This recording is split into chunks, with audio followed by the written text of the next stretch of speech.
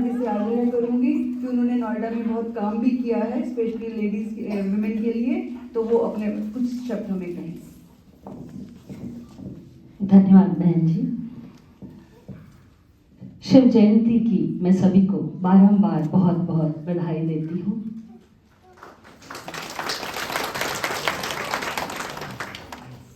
ब्रह्म कुमारी राजयोग केंद्र नोएडा ने मुझे यहाँ आमंत्रित किया, इस लायक समझा कि मैं आपको कुछ बेस्ट विशेस मेरी तरफ से दूं और वुमेंस डे के बारे में बता सकूं, उसके लिए मैं बहुत बहुत धन्यवाद ज्ञापित करती हूँ।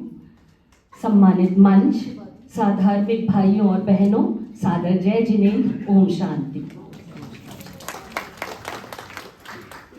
एक बहुत अच्छे मकसद के साथ मैं जब भी इस तरह के कार्यक्रम में मैं आती हूँ तो मुझे बहुत आत्मानुभूति की अनुभूति होती है। एक बहुत अच्छी ऑरा के साथ मैं आज बैठी हूँ, जिनका की पॉजिटिविटी मुझे जितना मैं लूँ उतना कम है।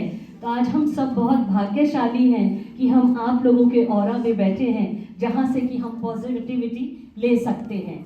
और सभी को ये ज्ञात है कि जितने पॉजिटिविटी हम लेंगे उतने ही आगे अपने आप के आत्मोत्थान के लिए बढ़ सकेंगे, और शायद उससे बड़ा और कोई आगे बढ़ने का राज नहीं है।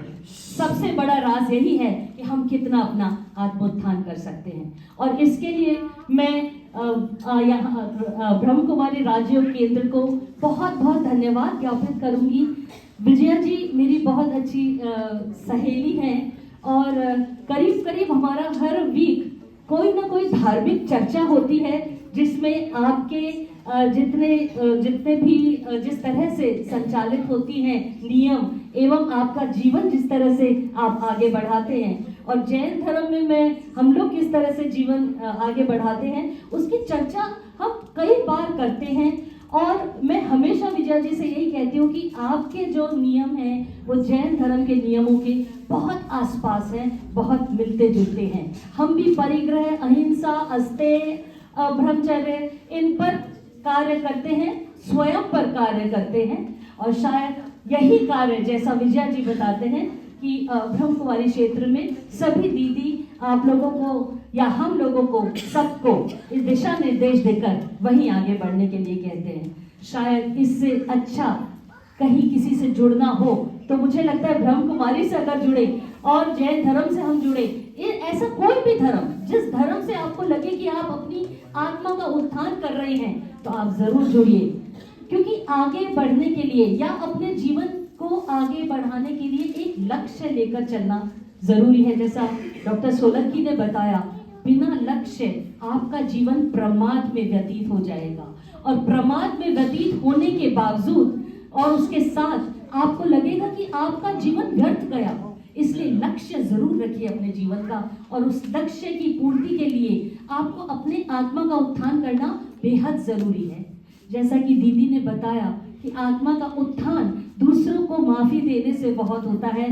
दूसरों की हम क्यों किसी के परमाणु अपने साथ चिपकाएं या अपनी आत्मा पे ग्रहण करें या अपने कर्मों के साथ उनको पुद्गल के रूप में जोड़ें। वो पुद्गल झाड़ दीजिए, वो पुद्गल अपने पास मत लाइए जो आपको नेगेटिविटी देते हैं। उन पुद्गलों से आपका नुकसान होगा और किसी का नहीं होगा। आप किसी से नाराज होंगे तो नुकसान आपका है, उसका नहीं है। यही आज सुना, और यही शायद मैं वापस कह रही हूँ, क्योंकि ये एक मैं कहना चाहूंगी अपने जीवन को जीने का नजरिया है, जिसे आप स्वयं बदल सकते हैं। आपकी राह और कोई नहीं बदल सकता, आप अपनी राह स्वयं बदल सकते हैं। अपनी राह बदलने के लिए आपको अपना लक्ष्य निर्धारित करना होगा, और उस लक्ष्य निर्धारित करने के लिए आपको सोचना होगा कि आपको किस राह पर बढ़ना है और किन लोगों के साथ बढ़ना है। नेगेटिव ऑरा ना बनाने दे, अपने पास नेगेटिव लोगों का ऑरा ना आने दे। आप जैसे लोगों के साथ में अगर आप रहते हैं तो आपका पॉजिटिव ऑरा बनता है, और आप सही तरीके से अपना मार्ग निर्धारित करते हैं। पुनः मैं शिव जयंती एक बार वापस बहुत बहुत शुभकामनाएं प्रेषित करती हूँ। आज जैसे हम वुमेन्स डे भी मना रहे हैं, women's day women's empower day कहलाता है। किसे कहते हैं सशक्तिकरण? महिला सशक्तिकरण ये नहीं है कि हम आगे बढ़ें और बस हम बाकी सबको भूल जाए कि मुझे सशक्त होना है।